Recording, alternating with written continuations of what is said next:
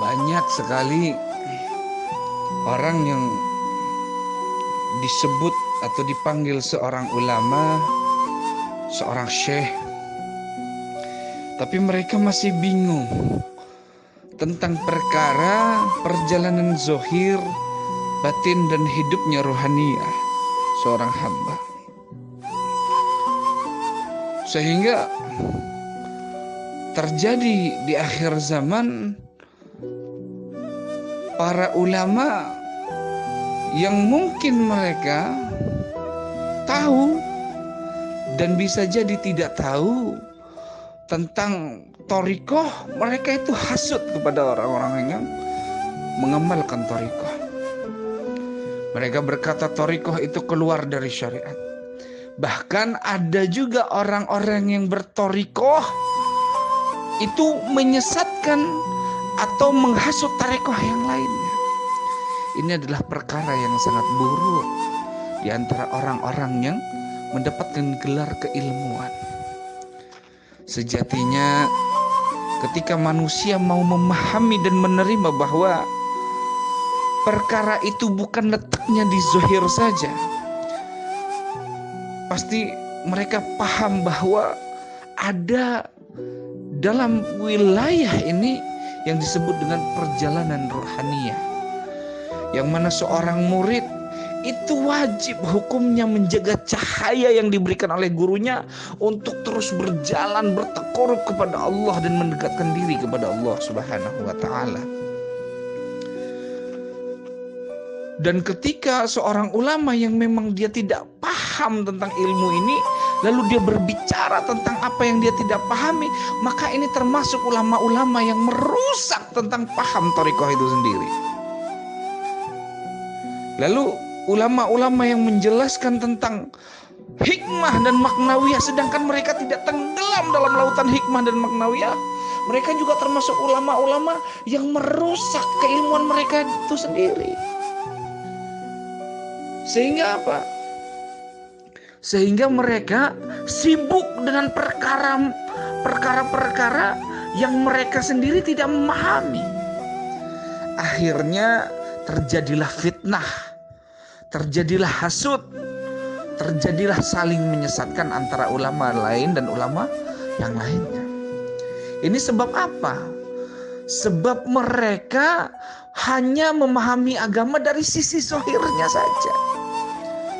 Sehingga manusia yang awam dan baru saja belajar tentang agama bingung dan bimbang akan perkara hal ini. Oleh sebab itu, orang-orang yang shadiq adalah orang-orang yang ketika dia menghadapi sesuatu, dia bijak.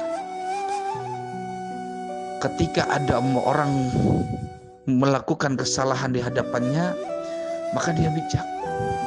Dia menasihati dengan kelembutan, dan dia ketika dia tidak bisa mengetahui apa yang dia hadapi, maka dia akan tafakkur dan merenung, bahkan tabayun. Hilangnya mutiara dari ulama di akhir zaman adalah apa? Sifat warok itu sendiri. Sehingga orang yang paham tentang agama saling memfitnah satu sama lainnya. Sedangkan ketika membicarakan syariat dan tarikat, hakikat dan ma'rifat, itu adalah perkara-perkara yang mana itu diberikan kepada orang-orang yang khusus.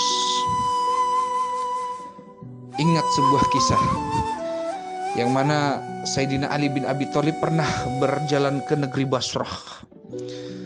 Lalu di negeri Basrah itu banyak dibuka majelis ilmu, banyak dibuka pondok pesantren.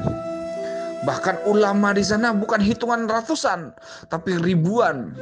Bahkan bila engkau dalam satu gang saja, itu ada hampir lebih dari 10 majelis ilmu.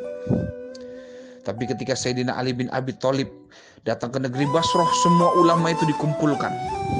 Lalu ditanya, "Hai fulan, dengan apa kamu mengajarkan ilmu agama kepada umat baginda Nabi Muhammad SAW?" Kata Sayyidina Ali bin Abi Thalib karamallahu wajhah, Oh, saya ilmu Quran hadisnya luar biasa. Dia jelasin, apa kata Sayyidina Ali? Lah, enggak, kamu nggak bisa kamu ngajarin ilmu agama. Ditanya lagi, Fulan, kamu dengan apa kamu mendakwahkan agama Allah? Ditanya lagi sama Sayyidina Ali bin Abi Thalib. Lalu Fulan itu menjawab, saya paham tentang tafsir Quran, tafsir hadis. Lah, tidak, kamu nggak bisa mendakwahkan agama Allah. Ditanya lagi, Fulan, sini, dengan apa kamu mendakwahkan agama Allah? Oh, saya paham tentang logowiyah, saya paham tentang kias, kisah, ini semuanya. Wah, ilmu saya gini. Oh enggak, kamu nggak bisa. Kamu nggak bisa jelasin tentang agama Allah ini kepada umat seperti itu. Lalu ketika itu datang nih Imam Hasan Al-Basri, dipanggil sama Sayyidina Ali. Fulan, sini. Yaitu beliau adalah Imam Hasan Al-Basri.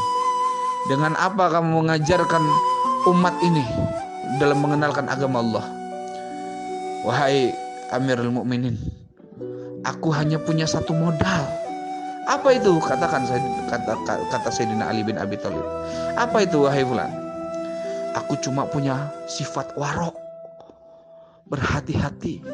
Aku tidak mau mudah menghujat, memfatwakan sesuatu, menyesatkan yang lainnya, mengharamkan yang lainnya, mengkafirkan yang lainnya. Bahkan aku tidak mau menghasut atau menyudutkan sebelah pihak sebelum aku benar-benar melihat sesuatu itu dengan terang. Oh, kata Sayyidina Ali, ini orang yang kayak gini nih yang boleh ngajarin ilmu Allah. Orang kayak gini yang bisa mendakwahkan ilmu Allah. Maka semua ulama di Basra ketika itu disuruh belajar agama lagi kepada Imam Hasan Al-Basri. Dan sehingga yang banyaknya tadi majelis taklim menjadi satu majelis, yaitu majelisnya Imam Hasan Al-Basri. Mas sembarangan. Kalau di akhir zaman yang terjadi nih semua sekarang apa? Saling berebut murid, berebut pamor, merasa diri paling benar. Sedangkan misalnya ada ahlu tarekoh satu dengan ahlu tarekoh yang lain, mereka aja belum bisa mendawamkan dan benar-benar mengkaji lebih dalam kitab ahlu tarekohnya sendiri. Ini miris yang terjadi di akhir zaman. Dan semoga ini bisa dipahami dan semoga menjadi pembelajaran serta itibar. Kita ambil hikmah dari perjalanan dan kisah dari Imam Hasan Al-Basri agar kita paham bahwa perbedaan itu adalah rahmah.